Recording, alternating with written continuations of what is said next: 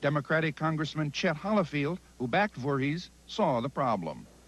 You had to go up against a certain amount of charges that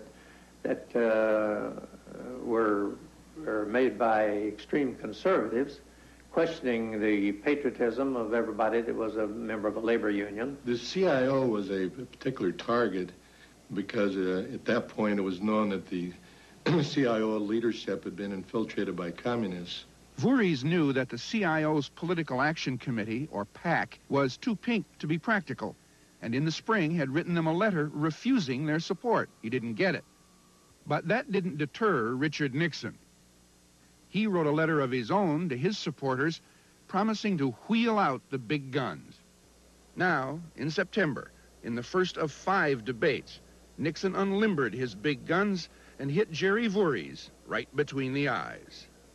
He tricked Voorhees into saying that he was not supported by a PAC, a Political Action Committee. Nixon then said, "You are supported by the PAC," pulled out of his pocket a paper, went across the stage, put it in front of Voorhees, and the congressman could see that the story said Voorhees endorsed by the PAC, and he looked at it and sort of wondered what he should say. Voorhees was right. He was not supported by the CIO's communist-influenced committee, but he was endorsed by a National Citizens PAC whose leadership was much the same as the CIO's. Nixon exploited the confusion. After the debate, the audience, a lot of the members of the audience, gathered on the steps and were talking over the debate. And Jerry came over to see me. He'd talked to some of the people, and he came over to see me, and he said, "How did I do, Chet?" And I said, "Jerry," I said, "he killed you."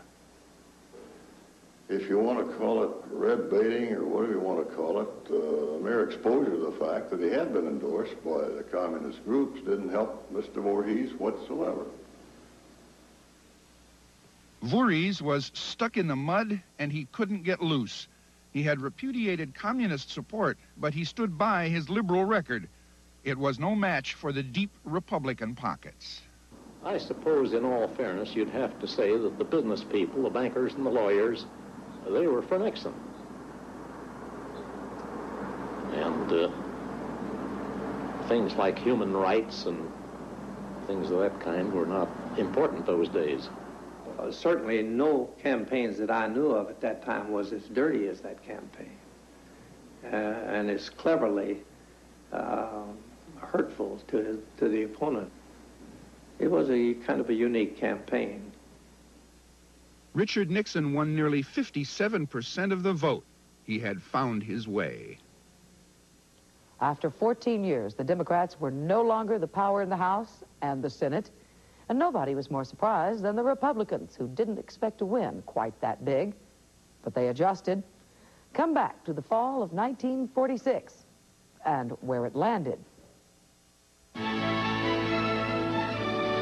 We'll be right back.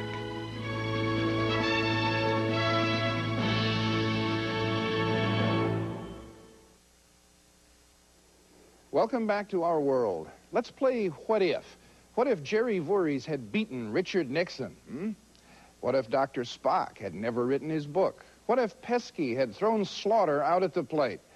Well, think about what might have been while we look at what really happened. 16 days after the 46 congressional elections, John L. Lewis and the United Mine Workers shut down the coal industry, and soon lights began to dim across the country and stayed that way until December 7th, when Lewis called off the strike.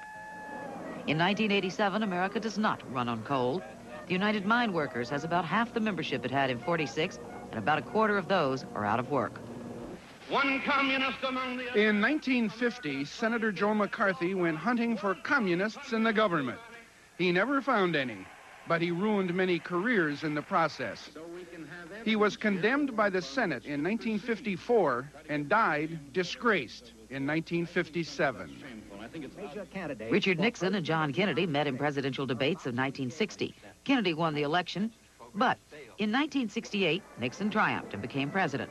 He lasted 6 years before his habit of dirty campaign tricks caught up with him. In 1974, he became the first president forced to resign from office.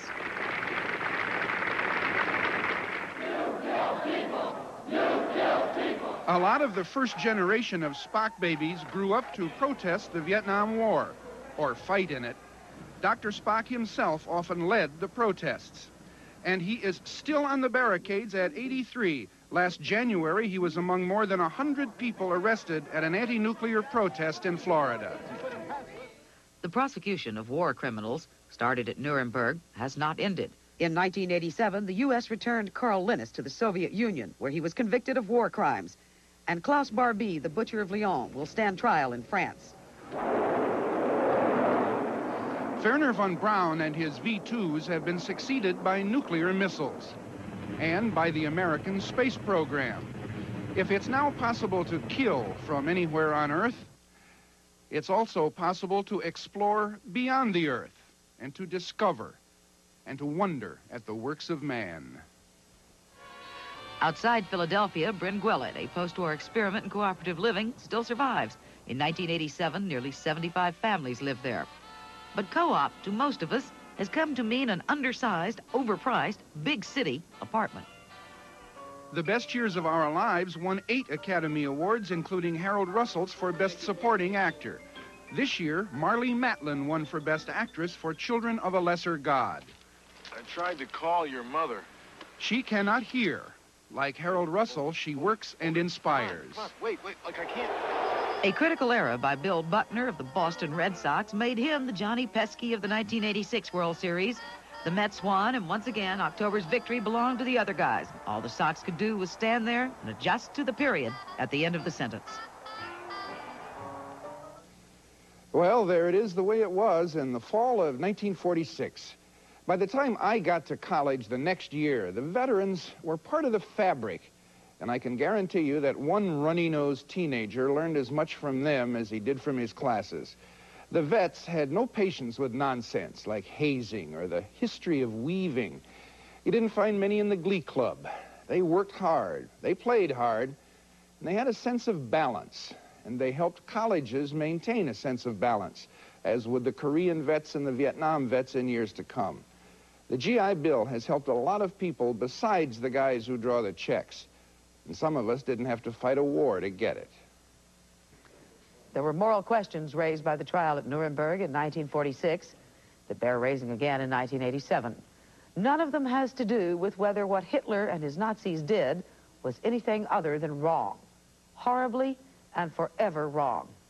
But if the killing of innocent people in the name of Nazism was wrong, was it right if it was done in the name of freedom? Is it ever? Nuremberg was, in a way, a monument to the innocent.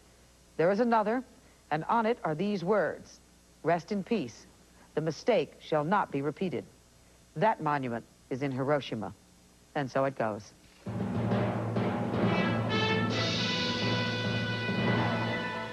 Also in the fall of 1946, Britain's biggest troop ship became the world's biggest luxury liner when the Queen Elizabeth made her maiden commercial voyage from Southampton to New York. Eversharp put out a retractable ballpoint pen for $25. They had a 14-karat gold one that cost $100. Philip Morris advertised that its cigarettes were pasteurized for purity. Bess Meyerson, Miss America of 1945, married businessman Alan Wayne. Bandleader Artie Shaw and actress Ava Gardner were divorced, he for the 4th time, she for the 2nd. General Vinegar Joe Stilwell, Gifford Pinchot, former governor of Pennsylvania, and racing driver Barney Oldfield died. The United Nations General Assembly met in New York for the first time.